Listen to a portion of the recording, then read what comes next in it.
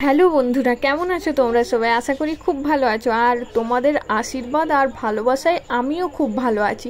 তো আজকে একটা ছোট্ট ভিডিও নিয়ে তোমাদের সামনে চলে এসেছি। তো আজকের ভিডিওটা হচ্ছে, দেখে তো বুঝতেই পেরে গেছো টাইটেল আর থাম্বনেল দেখে, যেটা হলো জামাই ষষ্ঠী। সেটা এই দিনটাতে সব জামাইরা তাদের শ্বশুর বাড়ি যায় আর মেয়েরা তাদের বাবা বাড়ি যায়।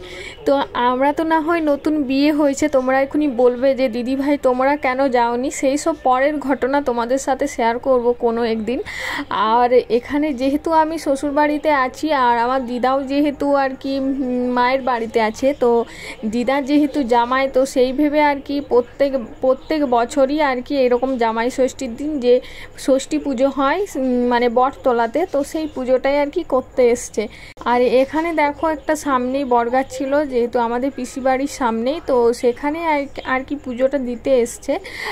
তো যেহেতু প্রত্যেক বছরই জামাই ষষ্ঠী আসে, তাই প্রথম বছরে আর কি জামাইকে খুব আদর সম্মান দিয়ে আর কি খাওয়া দাওয়া বেশ ভোজ খুব ভালোই হয়।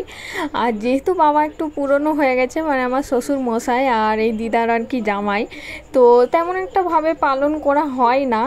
আর তাও যদিও আর কি দিদা সমস্ত খরচা দিয়েছিল আর কি, এই মাংসর থেকে খাসি মাংস, মুরগি মাংস সব কিছু আর কি খরচ দিয়েছিল যে জামাইকে খাওয়ানোর জন্য।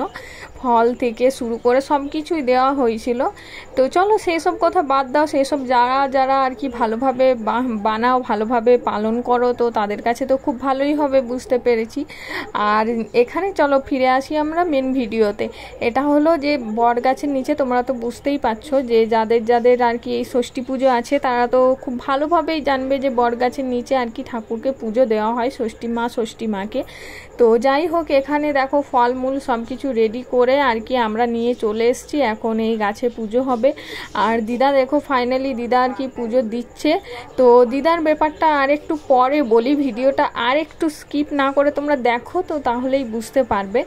আর এখানে দেখো পুজোটা প্রায় কমপ্লিট হয়ে এসছে। আর এখানে নানান ধরনের 7-8 রকমের ফল থেকে শুরু করে যে কোনো আর কি যা যাবতীয় জিনিস প্রয়োজন সব কিছুই আর কি আনা হয়েছিল। তো দিদা যেটা বলেছিল, তো সেটাই আনা হয়েছিল। আর এখানে দেখো মা ষষ্ঠীকে বলে নাকি যে গোটা ফল দিতে হয়, তার জন্য গোটা ফল মূল দিয়ে আর যেগুলো কাটা ফল আছে তো সেইগুলো দিয়ে আর কি দিদার পুজো করলো।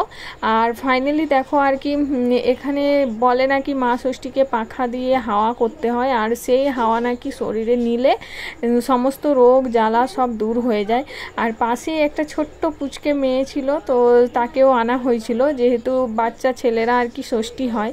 তো আর ওটার পাশে আর কি গাছটার পাশে এই সাইডে মানে ডান দিকে সাইডে একটা শিব ঠাকুর ছিল, তো সেখানেও আর কি একটু পুজো করা হলো। যেহেতু আর কি দুটো ঠাকুর আছে, একটা ঠাকুরকে পুজো করলে আরেকটা ঠাকুরের রাগ হবে, সেই ভেবে আর কি এই শিব ঠাকুরটাকেও আর কি পুজো করা হলো। তো এখানে ভোলে বাবাকে দুধ আর জল দিয়ে আর মাথায় একটা কলা দিয়ে, কলা বাতাসা এইসব দিয়ে আর কি পুজো করা হলো। যেহেতু দিদাকে বলা হয়েছিল দিদা তুমি ফলমূলগুলো আলাদা একটু রেখে দেবে শিব ঠাকুরকে দেওয়ার জন্য, আর বাকিটা ওখানে পুজো করবে। দিদা কি করেছে, সবগুলোই আর কি ষষ্ঠী তোলাতেই পুজো করে দিয়েছে।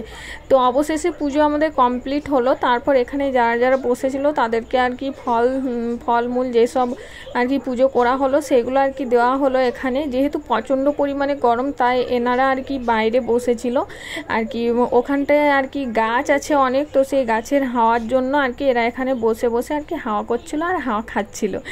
তো তারপর আসি দিদার ব্যাপারটা। এখানে পুজো তো আমাদের কমপ্লিট হয়ে গেছে, দিদাকে বাড়িও পাঠিয়ে দিয়েছিলাম।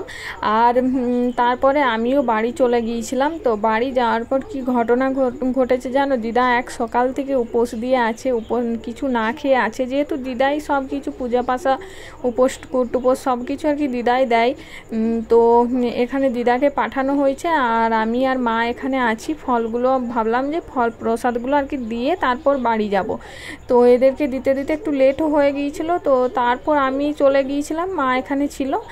আর বাড়িতে যে দেখি যে দিদার এমন অবস্থা খারাপ, মনে হয় এই মরে এই বাঁচে, মানে কি করব কিছু খুঁজেই পাচ্ছিলাম না। তো আমার তোমাদের দাদা ভাই বাড়িতে ছিল, তো সেই টাইমে আর কি ওইরকম হয়েছে। এসে নাকি বলেছে বলছে যে আমি যেটা শুনলাম আমার বরের মুখ থেকে, আমার বরবাবুকে ডেকেছে আর তখনই আর কি তোমাদের দাদাভাই ছুটে গেছে, যে আর ওখানে ওকে নিয়ে এসছে, দিদাকে নিয়ে এসে দিদা এমন করছে মানে মৃত্যুর সাথে লড়াই করছিল। যাই হোক, মা ষষ্ঠীর কৃপায় কিছু না হোক, আর সত্যি কিছু হয় উনি সেই রকম। তো সারাদিন উপোস দিয়ে থাকলে যেরকম হয়, আর উনি তো বুড়ি মানুষ, ওর তো একটু শরীর অবস্থা কাহিল হবে। আর এখানে দেখো দিদার অবস্থা, মানে কি করব। আর আমি ছুটে যে মাকে ওখানে ডাকতে গেছি যে মা তুমি তাড়াতাড়ি চলো, দিদার অবস্থা খুব খারাপ। তো এই ছিল আজকের ভিডিও। তো চলো দেখা হচ্ছে নেক্সট ভিডিও, ততক্ষণ তোমরা ভালো থেকো, টাটা বাই বাই।